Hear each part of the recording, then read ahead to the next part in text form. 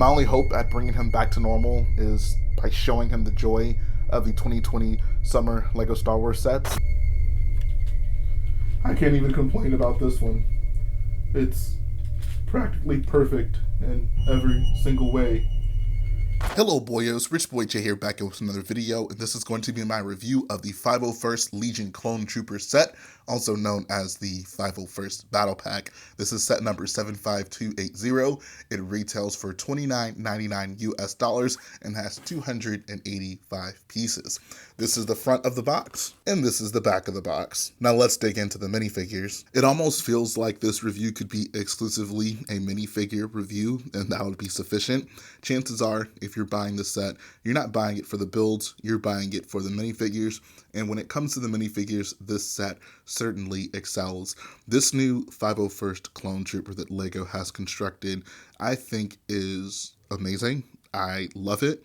There are a few minor things that I might change, but some of the decisions they've made, for example, to integrate Clone Wars elements of the figure, like the torso, for example, I think I'd prefer the movie-styled version of it, but I don't have any huge problems with them going with the Clone Wars version. I do think it's kind of interesting that they've decided to basically construct a hybrid of it. Like there's obviously the movie-styled helmet, Clone Wars style torso, and then mostly movie styled pants. But altogether, I do really like this figure. Like this is just, I love this figure so much. So let's start with the helmet. One of the biggest changes to the 501st Trooper helmet over the last one is the fact that it now has these light gray print in the cheeks, which I think is actually very nice. It just does a better job at representing the depth in the cheeks of the clones. Obviously, they couldn't represent that with the actual clone helmet. There's just not enough plastic to be able to do that. But I think having the light gray there is a pretty nice compromise to represent that depth. So I like that quite a bit. The torso, like I mentioned earlier, I'm a pretty big fan of, but there are a few things that people have been debating about. For example, should this figure have the solid blue arms and should it have the black hips? I find that that's like a big point of contention, pretty surprising, and I truly don't understand it. If we're just looking at the arms, right, like percentage-wise, more of the arm is white than blue. In fact, on the actual troop, it's just the shoulder pads that are blue. So does it then make sense to make the entire arm blue? I'd say probably not. Similarly with the hip piece, and this is the one I really don't understand. I think people have just grown so accustomed to seeing Lego clone troopers with the black hips that they've accepted that as the way clones should look. When in actuality, if you look at an actual clone trooper, the armor right here is not black. The undersuit is black, but it's still mostly covered up by white armor. So I think the white hips are absolutely the way to go. I think that a lot of people approach this figure and rather than asking, rather than asking, is this a good representation of what we see on screen, they're instead asking, what looks good to my eye? I agree. Having blue arms is, I guess, more aesthetically pleasing because it's just more color on a mostly white figure. Like, the blue arms certainly look nice. And maybe the same thing with the black hips. The black hips just kind of break up a bit of the monotony of the mostly white in here. It just gives a splash of black so it doesn't look too just monochromatic in regards to the white coloring. But if you're instead looking at how should this figure look, I think the white arms and the white hips are totally appropriate. In an ideal world, we would get some sort of dual molding here. Lego just still isn't ready to commit to dual molding when it comes to Star Wars figures yet.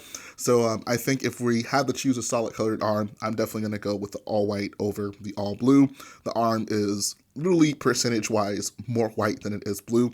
So this just makes sense from a math perspective. The hips, I totally don't understand. Like, if you're looking at accuracy, the hips should absolutely not be black.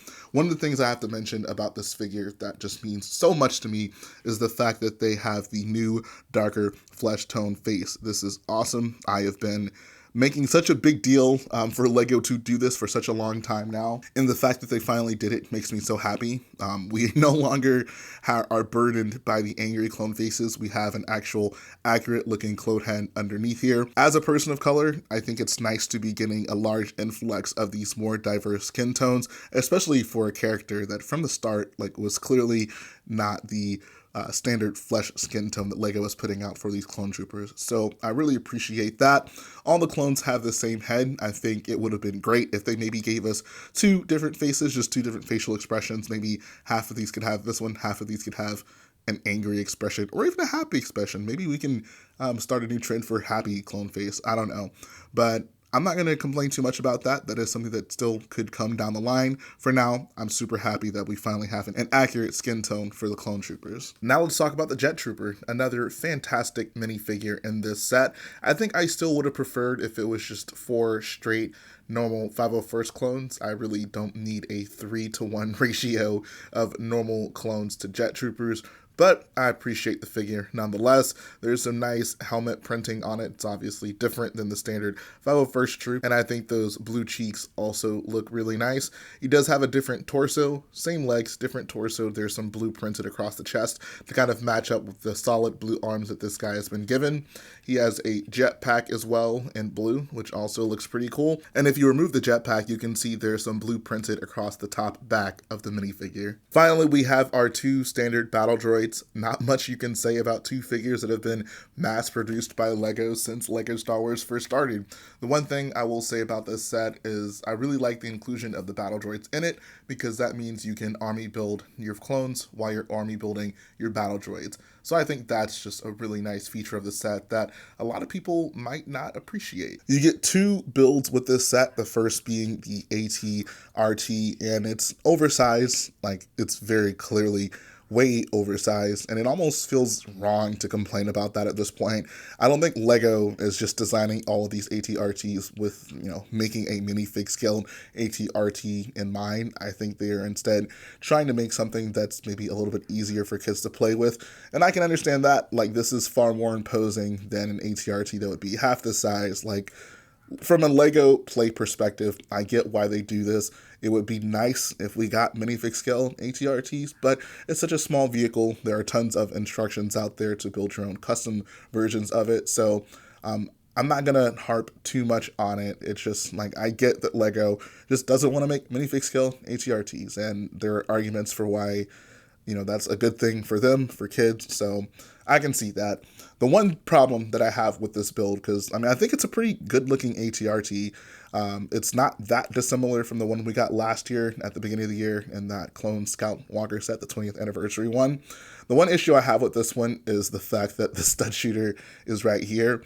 This isn't like, oh, I hate stud shooters, but this should just be a long cannon, and the fact that it's not just makes it look kind of silly, like just having the stud shooter right here just doesn't look good in my opinion. This is also an easy modification, like you can swap this out, but it would have just been nice for LEGO to try to incorporate some sort of long cannon attached to this, maybe even through the stud shooter somewhere else on the build, but this should absolutely be a long cannon. This short, stubby stud shooter right here just looks kind of silly in my opinion. Like I said, other than that, it's a pretty decent looking AT-RT. There's a ton of stickers. There are a lot of stickers all throughout this set. They look good. The detail on the front here looks nice with that sticker design. But if you're a person who does not like applying stickers, you're not going to have a good time with this set. Similarly, we have an oversized BARC speeder. I think just the design of this looks a little bit better than the design of the AT-RT. I don't know, for BARC speeders, because it's maybe a flying thing and it's not vertically tall, you can maybe get over the fact that this thing is quite a bit longer than it should be. This seems to just fit in better with standard LEGO Star Wars vehicles than the AT-RT would. The stickers on the back here, there's 3 on this slope, and once again, like, they look nice. I love this pattern in here, but it's a lot of stickers, and it's on this kind of curved piece right here, and a lot of people aren't going to have a good time with that, as well as this just standard blue sticker right here. Just tons of stickers all throughout this set. There are 2 stud shooters on the front, and obviously a seat to sit your clone in here with some pretty decent controls that are somewhat articulated, so you can maybe have some different poses with those. The coolest thing about this, like I mentioned earlier, are the fact that you get 2 more blasters on this set.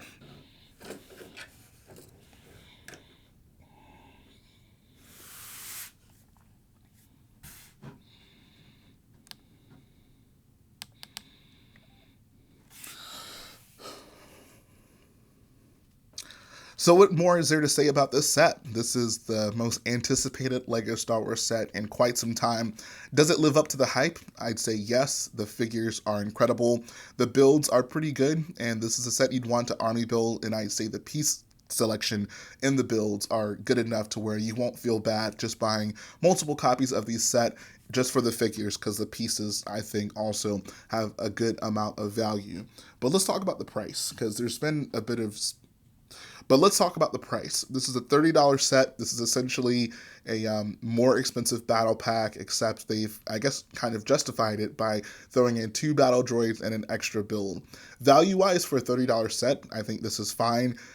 Some people will compare this to a normal battle pack and say, oh, like you get 4 figures in the normal battle pack for 15. Why is it not like 8 figures for... Why is it not like 8 figures for double that price? But you could also compare this to another normal $30 set, like Anakin's Interceptor in this wave. $30 set, only 2 minifigures. So it just depends on which way you look at it. I don't think it really makes sense to compare battle pack minifigure counts to normal sets, because the normal sets don't scale with that. Like if a battle pack is $15 with 4 figures, you wouldn't get 4 times that amount in a $90 set. You wouldn't get 16 figures in a $90 set. So that's not really a fair comparison for me. But one thing I noticed when I look at this set is, if I'm not going to say, oh, I need twice the amount of figures from a $15 battle pack, one thing I will say is this set could have potentially have just been these 4 figures in either of these builds, and they could have also just released a complimentary droid battle pack alongside it for $15 with more droids and another droid build. And I think that's the ideal scenario. I would assume LEGO just realized, hey, this is a really valuable set. We can bump up the price and then we can just make more money off of it. And like I said, this isn't, the value is still here in the set. The set is absolutely worth $30. But I think that this wave would have been better had they just broken the set up into 2 battle packs. Maybe you get 3 droids and 2 super battle droids in the droid side of the battle pack, and then the 501st troops, you get these 4 clone troopers, 1 of these builds, pick one, I don't really care which one, and then have that be a $15 set. I think that's the ideal scenario for these like mega battle pack types of sets. I think you've done it. This is the missing piece of the puzzle. That helmet wave left a hole in my heart. A hole that could only be filled with a 501st battle pack. I've never experienced such happiness. I'm glad to hear that, Benny, but this isn't over yet. There's one more thing you need to face before you're completely healed. Well, what is it? No. No, you can't make me. No. No. No. No. I won't do it. You can't make me do it. I won't. I won't do it.